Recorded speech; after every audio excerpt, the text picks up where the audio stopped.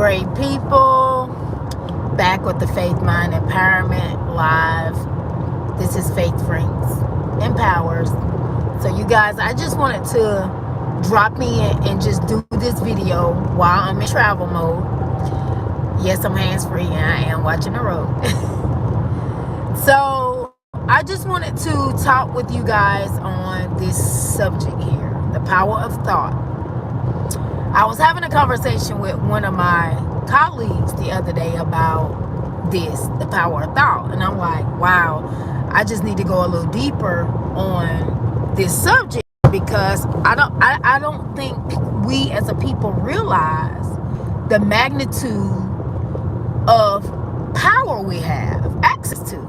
I don't believe sometimes we don't really think about the power we hold and our thoughts and the words that we say. We have access to some serious power. So we were having a conversation about what we focus on the most grows, what we focus on the most we give power to, right? And I remember sharing an incident where this particular thought, I was operating in fear at one time, right? And I was sharing with her one of the testimonies that I was delivered from a thought of fear that I had at one time. And years ago, I used to go to these business seminars and conferences, right?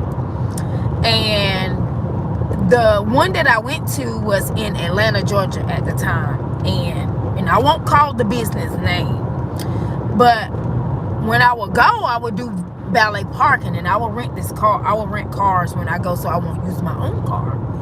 I would rent from this particular.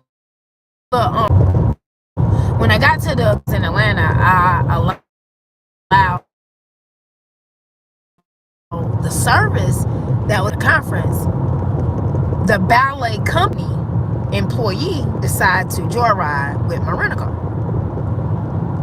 and got in an accident and didn't tell me. When you release your car to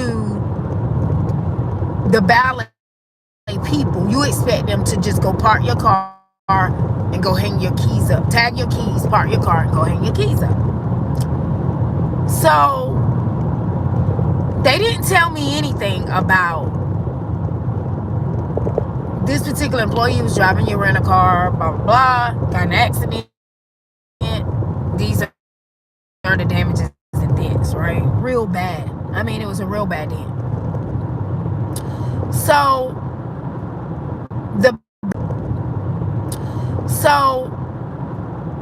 the ballet company fought tooth and nail with me, would not pay for the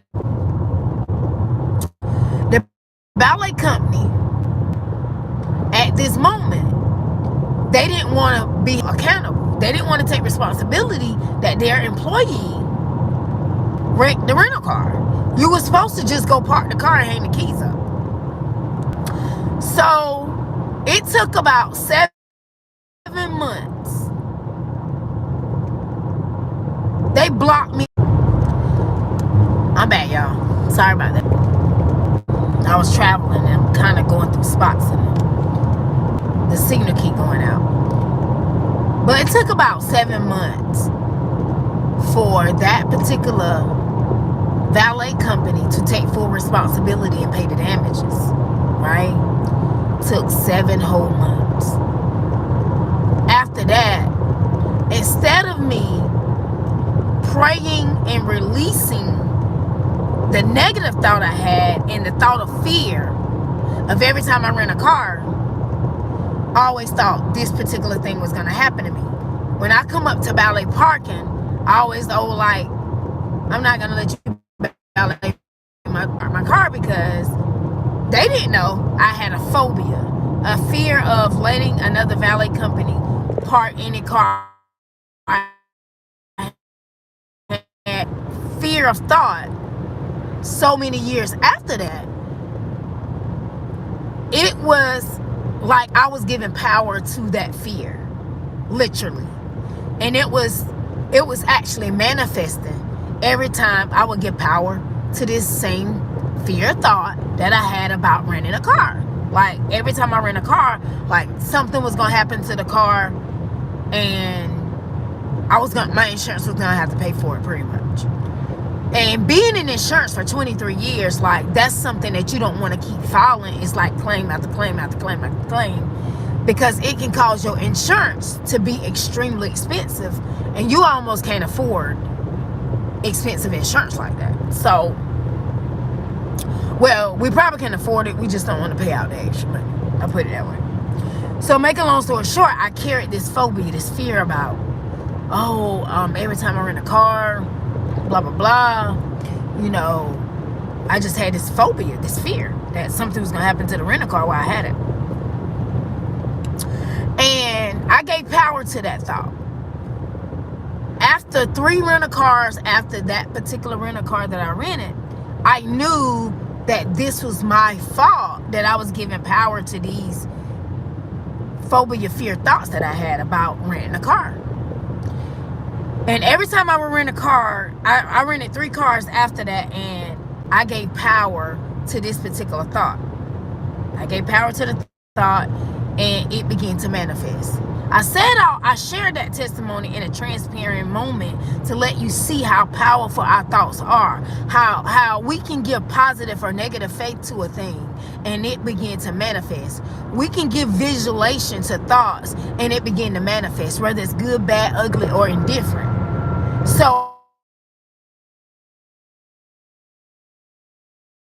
sorry about that, guys.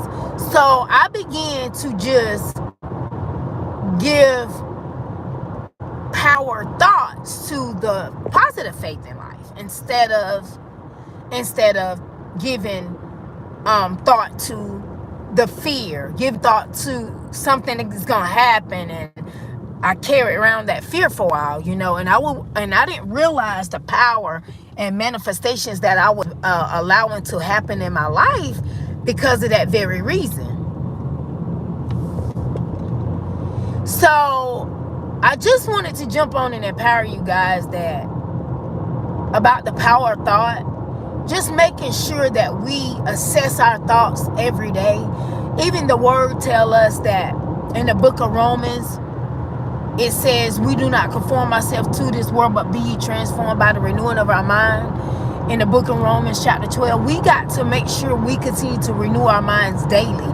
We have to make sure that we give power and thought to with positive faith and visualization to the positive thoughts in life, right? Instead of giving power and thought to the fear, the lack of confidence, you know, all the negative things in life. We have to be held accountable about our thoughts. There's a payout for that. Just like me, I had a payout of renting those cars, and I figured it out. Like, I was giving so much power to with the negative faith to those thoughts of fear of something happen while I'm renting a car, to the point where it was manifesting. Just imagine if we manifest our vision, dreams, and goals that way. Like, we give positive faith and positive thoughts to our vision, dreams, and goals, and just go hard at every day feeding those thoughts with the power that we do hold, right? Like in the book of Ephesians 3:20 is one of my favorite scriptures.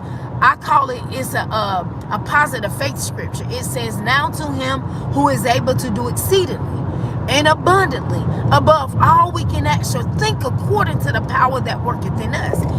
And then that word think stands out to me. We can give power to the very thoughts that we think, whether it's positive, negative, challenging, or indifferent. We still have that power. We still have access to give that power to that very thing. So I just wanted to jump on and share just a snippet of the power of thought, the things we need to realize and think about and assess our thought life, and making sure that we're feeding every bit of our thought life with positive faith, instead of feeding our life with the fear, the lack of confidence, and all these other things that's defeating thoughts, We need to be thinking victory thoughts. We need to be thinking the very thoughts that it's going to take us to get to the very place that we believe in God to get to. Love yourself and go be great.